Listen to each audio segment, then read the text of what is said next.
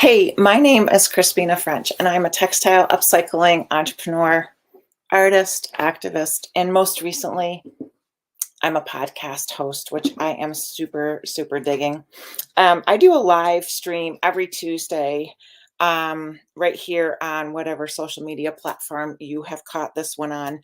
And in case you're unsure of which platforms to find me on, you can go to either Instagram, Facebook, LinkedIn, or YouTube and catch me for 20 minutes every week. And I share different things about how to recycle, upcycle textiles, and just be a little bit more thoughtful about creating waste in the world. So today I'm actually recorded because I am dealing with my husband who got really badly injured last Monday. So he's in the hospital and he's going to be okay, but he's not okay right now. And I need to be with him. So this is actually recording. I will definitely be checking the comments and messages and whatever. So if you have a question about what I'm going to teach you today, please just don't hesitate to leave a comment. If you've been around a bit, I love to know, where are you tuning in from? How did you find me? And just let me know if you're, watching this as the first time viewer, or if you're someone who likes to frequent my live streams. I like to call them Tuesday's Textile Alchemy. So today I'm going to teach you guys how to make these super cool ornaments.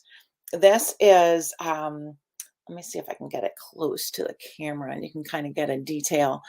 It's made out of really trash, you guys, which is just really cool. So there's a couple, I have a bunch of them here and they're all a little different. They're made out of packing material, like bubble wrap. The brown paper stuff comes packed in, and bits and pieces of string, thread, yarn, whatever you might have.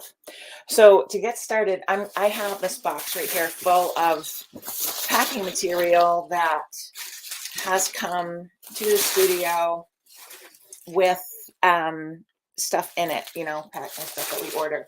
There's one type of packing material that's not great to use, and that's these like air pillows.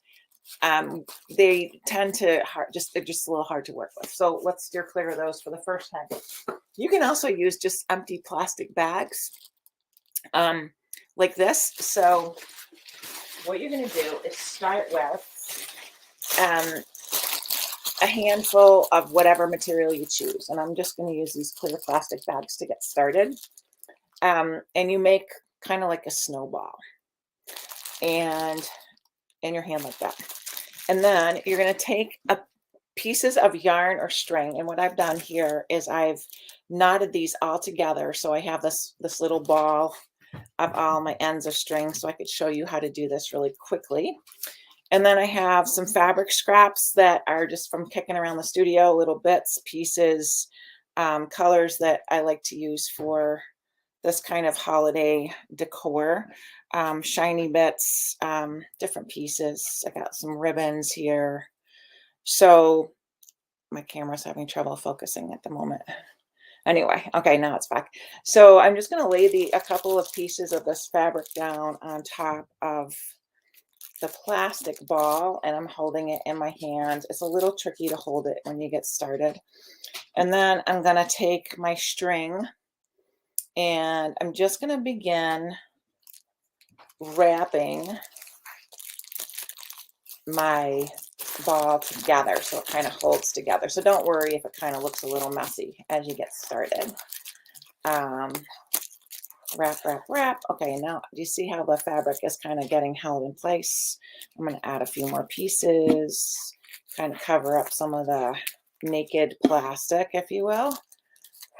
Just going to keep on wrapping and wrap, wrap, wrap. I like to use metallic stuff because I'm a little bit like a crow. I like the shiny bits. And then I really like to wrap these a lot because I feel like the more that you wrap them, the better kind of texture you can acquire. Whoops, hold on one second. My string fell on the ground. And then I also like to use this thread. This is metallic gold thread, and it gets so bundled up in my sewing machine. It's not really that useful for sewing machine sewing. And actually, I found it to be just really hard to work with any kind of sewing. So I'm just tying that onto I just tied it onto my yarn, and I'm just going to keep wrapping that. And even though it's a completely different texture than the other strings that I'm using, it is really a nice little addition to sparkle it up a little bit, right? So just wrapping and wrapping. Um, cool. Okay, now, whoops. And there we go. Okay, so now I'm going to cut that right there. And I'm going to tie my heavier string and yarn ball back on. And I'm just doing like a really easy, simple, like overhand knot situation here. Okay. And wrapping it again. And now I'm going to take and I'm going to put the ball down. Now, one of the things that you can use, and when I've taught people this in person, you can use a piece of Scotch tape to hold the thread so it doesn't unwrap. But I'm going to choose to be super risky and leave it just on the table next to me. Now, here's my ball, here's my string, and I cut the end. So I've got about, I guess it's about 2 feet of string. I'm going to fold that kind of somewhere in the middle, and I'm going to make a big knot like, hold on one second, sorry. Hold on.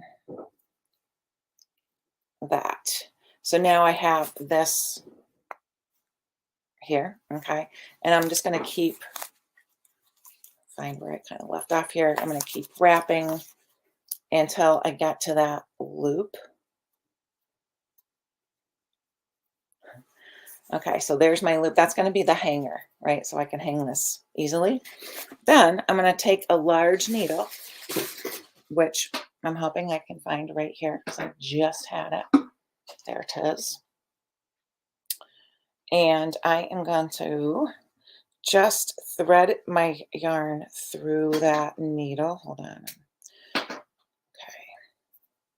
All right, so I'm going to take my embroidery floss, which is the last piece I've got here, and it really doesn't matter. Whatever is your last string, it could be thread, it could be yarn, whatever you got. You want to make your hanger like kind of durable, so that's why I use this a little bit heavier than that gold thread. And I'm just going to wrap it around, and I'm going to find a spot to kind of just stick it through. So my needle's coming out here, and I stuck it through like a layer of that plastic. And then I'm just going to stick it through a couple other times, like I think 2 or 3 times is the way to go. Now, if you're using bubble wrap, you're going to want to not stick it into the bubbles of the bubble wrap. You want to just going to loop it under the thread layers that you have there. And otherwise, you're going to lose some of the volume of the sphere, and it's going to kind of lose its luster a little bit. It's going to be like a deflated little ornament. So here's the end of my thread. And I'm just going to snip that off at the surface of the ornament. And there it is, right? There's your cool little ornament. So, and actually this string got a little loose. So I'm going to go back and wrap it so that there's not this distance right here between it. I'm going to wrap it a little bit more with some other thread just to get that snugged up to the surface of the ornament. So you can make them as big or as small as you want. I have made these on like a garland. So it's like a big long ball garland, which is really fun. Or you can just make them and put them in a dish and forget about the whole hanging aspect. And they just look really super cool. And honestly, 100% trash, you guys. Like amazing, right? So today's session is a little short, but I hope you come back next week on Tuesday. Tuesday's Textile Alchemy is a live stream that I host right here every week at 2:30 p.m. Eastern Standard Time. If you have any questions, if you have any things that you would like me to share with you that you think I might know from my 35 years of being a textile upcycling entrepreneur, let me know. I'm always interested. I want to make sure that I'm providing you the best value that I can. And I hope you have a really great week. Thanks for tuning in.